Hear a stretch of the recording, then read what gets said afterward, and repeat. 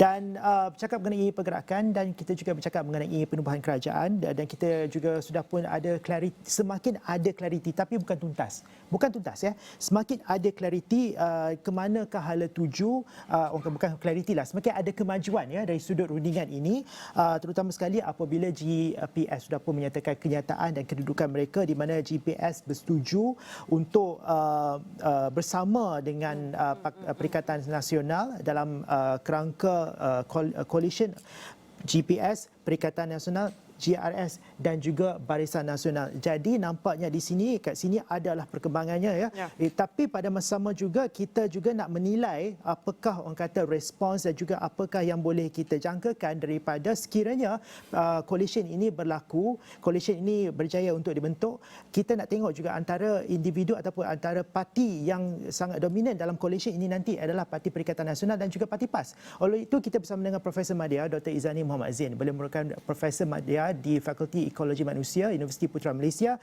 dan pada awal tahun ini beliau ada menulis buku ini, Konflik dan Konsensus dalam Kerjasama Politik, di mana buku ini menerangkan secara sangat sangat terperinci dan juga sangat orang kata mendalam mengenai sejarah kerjasama PAS, di mana dalam buku ini ia akhir sekali berbalik kepada konsep tahaluf siasi. Dan dalam konsep tahaluf siasi ini, kita nak juga tahu ya apa yang boleh dijangkakan menerusi tahaluf siasi dalam konteks coalition pasca PRU 15. Dr. Izani, apakah jangkaan anda? Okey, terima kasih. Sebenarnya PAS merupakan sebuah parti yang sangat sinonim dengan kerjasama politik, dan kalau berdasarkan kajian saya, PAS terlibat dengan banyak kerjasama parti politik. Malah PAS walaupun dianggap sebagai sebuah parti Islam, mereka pernah bekerjasama dengan DAP untuk membentuk Barisan Alternatif dan juga Pakatan Harapan sebelum mereka meninggalkan Pakatan Harapan. Dan kerjasama politik PAS ini satu perkara yang sangat menarik dan sangat unik kerana PAS ada banyak pengalaman dalam kerjasama politik dan mereka terlibat dengan kerjasama boleh dikatakan hampir semua parti-parti politik yang berada di negara kita. Dan sudah tentu setiap kerjasama politik itu berbeza dari segi bentuk, tahap dan sebagainya. Dan kalau kita lihat kerjasama PAS dalam Barisan Alternatif dan juga Pakatan Harapan, mereka memberi fokus kepada isu-isu dan kepentingan umum seperti keadilan, kebebasan dan good governance. Tetapi pada 2018 kita dapat melihat PAS telah meneroka kerjasama dengan UMNO sebelum itu melalui Muafakat Nasional, dan kemudiannya bersama-sama bersatu menubuhkan Perikatan Nasional dan menubuhkan kerajaan selepas kerajaan Pakatan Harapan tumbang selepas 22 bulan memerintah. Jadi ini satu perkara dan perkembangan yang menarik. Dan kalau kita lihat sebenarnya kerjasama PAS dalam Perikatan Nasional ini berbeza dengan bentuk kerjasama sebelum ini, di mana kerjasama PAS dalam Perikatan Nasional ini sesuatu perkara yang lebih menjurus kepada perkongsian kuasa. Kerana sebelum ini PAS bekerjasama dalam konteks mereka sebagai pembangkang dalam Barisan Alternatif, dalam Pakatan Harapan, dan juga sebelum itu dalam Angkatan Perpaduan Ummah APU.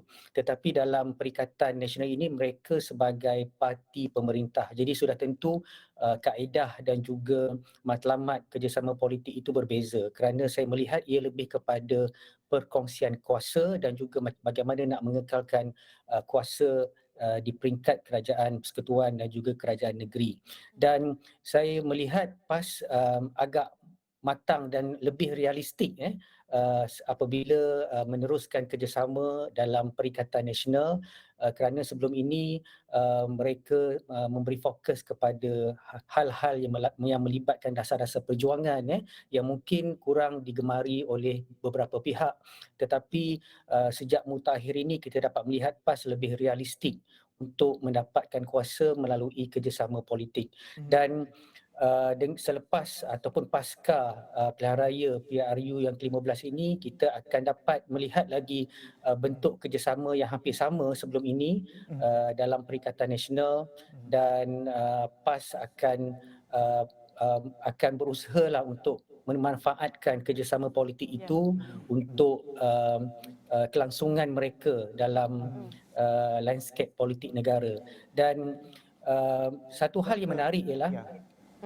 kalau kita melihat dalam kerjasama Perikatan Nasional dan juga pembentukan kerajaan yang akan datang ini, PAS bukan lagi parti pinggiran. Kalau kita lihat jumlah kerusi yang dimenangi oleh PAS paling tinggi, paling besar, dan ini suatu perkara yang sangat luar biasa kerana apabila saya mengkaji PAS ini sejak 1999, PAS tidak pernah mendapat kedudukan yang sebaik ini, kerana sebelum ini prestasi PAS yang terbaik pada pilihan raya 1999 dengan mendapat 27 kerusi parlimen, dan ketika itu PAS mendapat kerusi terbanyak dan melayakkan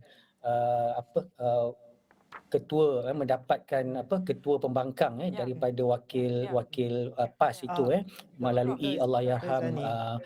Datuk Fazil Noh. Ya, Dr. Izani, saya nak bawakan juga mengenai, pertama sekali saya nak tanyakan mengenai portfolio-portfolio yang mungkin akan diberikan kepada PAS jika gabungan yang dipersetujui oleh GPS seperti mana yang Premier Sarawak umumkan Iaitu tadi itu berlangsung. BN, GPS dan GRS. Tapi itu kita simpan untuk kejap Selepas lagi, sebab ada lagi satu soalan yang saya nak tanyakan, iaitu mengenai satu konsep yang PAS perkenalkan, ialah PAS for all. PAS untuk semua. Dan dalam buku doktor juga di sini juga ada disebut mengenai konsep PAS for all ni yang diperkenalkan pada, kalau tak salah saya, dalam election 2008 dan juga 2013. Tetapi dalam PN dalam election kali ini iaitu 2022 ini, saya tak dengar sangat perkataan konsep PAS for all ini. Itu pertama. Dan bagaimana pula dalam konteks berada di dalam sebuah kerajaan di mana kedudukan yang dominan, PAS ini boleh jadi lebih inklusif. Adakah perlu PAS membawa wadah inklusiviti merentasi kaum ini pada era pasca PRU 15 ini, Doktor? Ya, saya kira sangat perlu. Sebenarnya kalau kita melihat latar belakang PAS, PAS adalah sebuah parti yang inklusif sebenarnya. Walaupun PAS itu dianggap sebagai sebuah parti Melayu, parti Islam, tetapi keahlian parti PAS itu sebenarnya sesiapa saja yang beragama Islam. Maksudnya kalau ada Chinese Muslim, India Muslim, mereka juga adalah boleh menjadi ahli PAS. Ini bermakna PAS adalah sebuah parti yang inklusif dan parti multiracial sebenarnya. Tetapi kita dapat melihat majoriti keahlian PAS itu adalah orang Melayu. Sebab itulah PAS ni dilihat sebagai parti Melayu ataupun parti Melayu saja. Dan sebenarnya apabila PAS cuba untuk menjadi sebuah parti yang inklusif dengan memperkenalkan gagasan free for all pada tahun 2008 dan 2013, tetapi arkitek ataupun pemimpin-pemimpin yang memperjuangkan PAS free for all itu sudah tersingkir dalam pemilihan pemilihan PAS, dan mereka telah keluar dan menubuhkan parti baru iaitu Amanah. Jadi di situ kita boleh nampak sedikit terbantutlah gagasan PAS free for all itu, kerana pemimpin-pemimpin yang memperjuangkan PAS free for all itu telah keluar daripada parti PAS dan menubuhkan parti baru iaitu Parti Amanah. Mereka seperti Datuk Mujahid Yusof Rawa contohnya, beliau adalah pemimpin utama yang memperjuangkan dan menggerakkan PAS free for all itu. Dan dalam PAS sebenarnya mereka ada sayap bukan Islam iaitu Dewan Perhimpunan, Dewan Himpunan Bukan Islam. Tetapi kita tidak nampak keberkesanan dewan ini kerana mungkin tahap sokongannya masih lagi terhad, dan ada isu seperti keahlian kerana mereka ini bukan beragama Islam dan mereka tidak boleh menjadi ahli penuh kepada PAS, hanya menjadi ahli bersekutu. Jadi ini antara beberapa halangan lah kenapa Pendapat Dr. Izani, adakah ini akan dikekalkan seperti itu PAS tak akan ada satu bentuk reformasi dalaman parti dari sudut inklusiviti, maksudnya seperti mana yang berlaku pada tahun 2008 hingga 2022 ini akankah sama, ataupun akan ada satu bentuk orang kata gerakan baru untuk menjadikan ataupun menambah baik ataupun push for naratif, mengetengahkan naratif Passport All ni sekali lagi secara lebih meluas. Ini seperti Dok katakan tadi, PAS bukan lagi parti pinggiran, ini parti dominan ni, Dok. Ya, betul. Saya melihat apabila PAS sudah menjadi sebahagian daripada parti kerajaan dengan memenangi kerusi yang paling banyak, PAS perlu mentransformasikan imejnya sebagai, mungkin sebelum ini sebagai parti Islam kepada parti kebangsaan yang lebih besar, yang lebih inklusif, dan PAS untuk memperkukuhkan sokongan, mereka perlu melibatkan lagi lebih ramai bukan Islam bersama-sama PAS dan juga terlibat dalam aktiviti dan juga dan bersama-sama menggerakkan PAS dan dalam pilihan raya yang lalu kita tidak nampak jumlah yang sangat yang ketara calon-calon bukan Islam yang diletakkan oleh PAS sebelum ini dan ini mungkin perlu dilihat semula oleh PAS kerana PAS sebenarnya pernah bercita-cita untuk menjadi parti multiracial berdasarkan kajian saya, dan sekiranya PAS berjaya menjadi parti multiracial semasa dalam Pakatan Harapan, mereka tidak lagi memerlukan DAP ataupun PKR untuk mendapatkan sokongan bukan Islam. Jadi saya kira inilah masa terbaik bagi PAS untuk menjadi parti yang lebih inklusif, parti yang dapat membawa aspirasi semua rakyat Malaysia, dan saya kira apabila sudah menjadi parti pemerintah dan mungkin selepas ini diberikan jawatan menteri yang lebih banyak, PAS perlu mempergunakan yang seterusnya. Apabila kita bercakap mengenai inklusiviti dan juga kerjasama di antara pelbagai parti menjelang hari esok dan sebagainya, kita sudah tentu bercakap mengenai portfolio menteri. Apabila barisan kabinet diumumkan nanti, mungkin Prof ada ataupun sosok-sosok yang agak-agak Prof boleh mendapat jawatan dan sebagainya. Dan portfolio mana yang rasanya dalam rundingan ni, dalam rundingan pembentuk kerajaan ni, portfolio mana yang PAS patut kata nak yang ni juga. Jadi saya pun pernah menjawab soalan media sebelum ini di mana PAS perlu berani untuk demand lah untuk mendapatkan jawatan-jawatan yang bukan saja lebih banyak tetapi memegang portfolio menteri yang lebih senior seperti Menteri Pendidikan, Menteri Dalam Negeri, mungkin Menteri Kewangan yang selama ini kita kurang nampak calon-calon daripada parti PAS, dan kita melihat dalam pilihan raya kali ini PAS telah menampilkan ramai calon profesional, teknokrat, wajah-wajah baru yang ditonjolkan, dan PAS perlu memberi peluanglah kepada muka-muka baru ini untuk diletakkan sebagai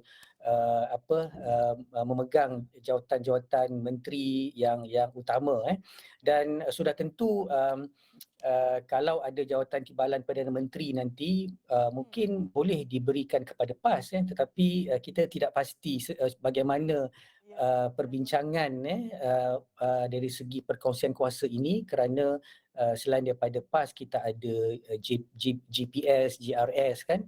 Jadi tetapi kalau dari segi logiknya calon PAS mungkin boleh diletakkan sebagai calon timbalan Perdana Menteri kerana dengan jumlah kerusi yang lebih tinggi sepatutnya calon PAS mungkin boleh demand jawatan Perdana Menteri, tetapi mungkin ini sudah disepakati sebelum ini. Calon Perdana Menteri daripada Perikatan Nasional adalah Tan Sri Muhyiddin Yassin, tetapi saya percaya PAS perlu lebih berani untuk demand Ya. jawatan-jawatan utama, walaupun mereka mungkin memberikan alasan jawatan itu mungkin tidak penting, yang penting kemenangan itu, tetapi untuk menonjolkan kemampuan PAS sebagai sebuah parti pemerintah yang lebih berkesan, PAS perlu mendapat jawatan-jawatan menteri kanan yang utamalah, seperti menteri pendidikan, menteri dalam negeri dan juga mungkin juga menteri kewangan. Prof, demand ni perkataan yang bukan main, sebab kita sekarang ini tengah bercakap mengenai tawaran-tawaran ya. Tentu semalam Perikatan Nasional telah sejak dari bergerak kerja daripada pagi untuk melihat bagaimana mereka mendapat sokongan daripada parti-parti lain. Tetapi Prof ada mention ataupun ada sebut mengenai belia ataupun calon-calon muda ataupun bakat-bakat muda. Melihat kepada PAS, jika melihat kepada stereotip yang apabila kita bercakap mengenai PAS, sudah tentu soal sama ada atau tidak calon-calon ataupun bakat-bakat belia yang boleh diketengahkan, kerana kita tahu apabila kita bercakap mengenai Barisan Nasional sebelum ini, kita bercakap mengenai Khairi Jamaluddin, Syahril Hamdan dan sebagainya, ada barisan-barisan pelapisnya. Bagaimana pula dengan PAS? Okey, PAS sebenarnya tidak ketandusan dengan pemimpin-pemimpin muda dan kalau kita lihat boleh kita bukan saja pemimpin muda tetapi pemimpin wanita yang dipilih sebagai calon dan telah memenangi pilihan raya. Jadi pelapis-pelapis kedua ini memang diberikan peluang yang sangat besar. Malah kalau kita lihat sebenarnya ini juga tarikan kenapa pengundi-pengundi muda, penuntut-penuntut IPT sangat tertarik dengan apa idealism Perikatan Nasional dan PAS, kerana mereka seringkali memberi tawaran-tawaran dan juga peluang kepada anak-anak, kepada calon-calon muda dan mungkin kalau saya nak sebutkan nama, mungkin ada banyak beberapa nama, tetapi saya menjangkakan Ketua Pemuda PAS dan juga beberapa calon yang muda yang diperkenalkan buat pertama kali, ada yang pertama kali bertanding, boleh diketengahkan sebagai calon untuk kejawatan menteri. Jadi saya tak naklah sebut nama-nama mereka kerana mungkin ini biarlah pucuk pimpinan PAS menentukan dan mencari calon-calon. Saya kira mereka tidak ada masalah untuk menentukan siapakah calon kerana mereka sudah ada talent pool di situ. Okey, kita juga kalau tak salah saya tadi adanya kenyataan daripada kenyataan media, ada sinar media yang melibatkan anggota-anggota wanita UMNO. Itu kita akan bawakan dalam blog ini kerana kita akan bersiaran sehingga jam 7.45 dan disambung pula dengan Awani 7.45. Jadi petang kita masih lagi panjang. Tapi sebelum itu, sebelum kita mainkan sinar media terbabit saya nak tanya mengenai saya nak keluar daripada perbincangan mengenai PAS dan terus kepada perbincangan mengenai Perikatan Nasional. Dan tentu sekali PAS merupakan antara rakan gabungan dalam Perikatan Nasional yang cukup kuat dan cukup signifikanlah dalam konteks PRU ke-15 ini. Dan kemudiannya saya nak tanyakan mengenai kebangkitan, saya sebutnya sebagai kebangkitan Perikatan Nasional di negeri-negeri yang seperti di Kedah, di Perlis dan juga tentu sekali di Kelantan, di Terengganu. Tentu sekali di PAS sudah pun memang banyak kerusi, sudah pun sangat orang kata berpengaruh di negeri-negeri Pantai Timur, tetapi PRU ke-15 ini memungkinkan wujud satu mandat yang begitu besar kepada PAS Perikatan Nasional. Jadi saya nak faham apakah faktor-faktor meteoric rise Perikatan Nasional PAS ini untuk meteoric rise Perikatan Nasional bersatu dan PAS ini dalam PRU ke-15. Okey, berdasarkan pemerhatian saya sebenarnya gabungan Parti Perikatan Nasional ini kenapa gabungan parti ini menjadi pilihan kerana gabungan Perikatan Nasional adalah gabungan yang paling selamat dan paling kurang risikonya untuk dipilih oleh pengundi kerana kita dapat melihat dalam PRU kali yang lalu gelombang tsunami pengundi Melayu itu sangat ketara kerana dalam PRU yang ke-14 gelombang pengundi Melayu ini berlaku tetapi dia mengarah kepada Pakatan Harapan tetapi dalam PRU yang ke-15 ini kita dapat melihat bagaimana gelombang wave pengundi Melayu itu beralih kepada Perikatan Nasional dan saya dapat melihat sebenarnya Perikatan Nasional ada potensi untuk mengambil alih peranan Barisan Nasional selama ini kerana pengundi-pengundi Melayu sebelum ini banyak memberikan sokongan kepada Barisan Nasional sebelum ini tetapi kecairan pengundian itu sokongan itu telah berlaku dan mengalir kepada Perikatan Nasional dan kita juga dapat melihat bahawa gabungan Perikatan Nasional ini juga meletakkan politik Melayu sebagai teras politik Malaysia. Jadi ini juga adalah suatu faktor yang sangat penting kerana walaupun kita mengatakan bahawa politik Malaysia ini sudah tidak lagi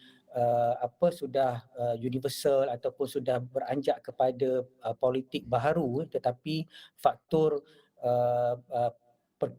base perkauman itu sangat penting sangat masih lagi ketara. Sebab itu orang Melayu, politik Melayu itu masih lagi dilihat sebagai teras kepada politik Malaysia dan dalam hal ini gabungan Perikatan Nasional menawarkan kepimpinan dan juga naratif politik Melayu sebagai teras politik Malaysia itu. Jadi saya nampak itu satu perkara yang sangat penting. Yang keduanya dari segi bagaimana gabungan Perikatan Nasional ini dapat dizahirkan sebagai sebuah kepimpinan gabungan parti yang bersih yang tidak ada baggage ataupun kes-kes yang boleh dipalitkan dengan pemimpin-pemimpin tertentu kan. Jadi saya kira ini dua faktor utama ini sangat penting dan memberi dorongan yang besar kepada gelombang pengundi Melayu kepada Perikatan Nasional. Dan sudah tentu dalam PRU kali ini pengundi Melayu tidak lagi banyak memberikan sokongan kepada Pakatan Harapan melihat kepada sejarah kerajaan Pakatan Harapan selama 22 bulan. Jadi saya nampak gabungan Perikatan Nasional adalah gabungan yang paling selamat untuk dipilih ketika inilah. Dan walau bagaimanapun saya melihat peralihan ini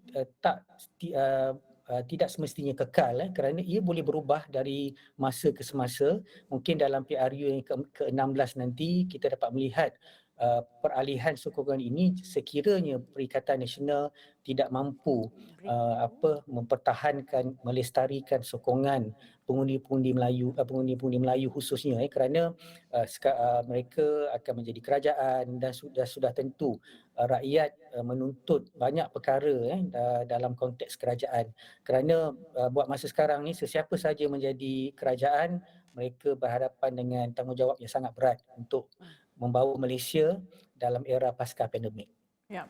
Baiklah Prof, Prof jangan tinggalkan kami dahulu. Kami akan bersambung diskusi ini namun kami akan berehat seketika terlebih dahulu. Jangan ke mana-mana, kita akan kembali selepas ini dalam Pasca Malaysia Memilih.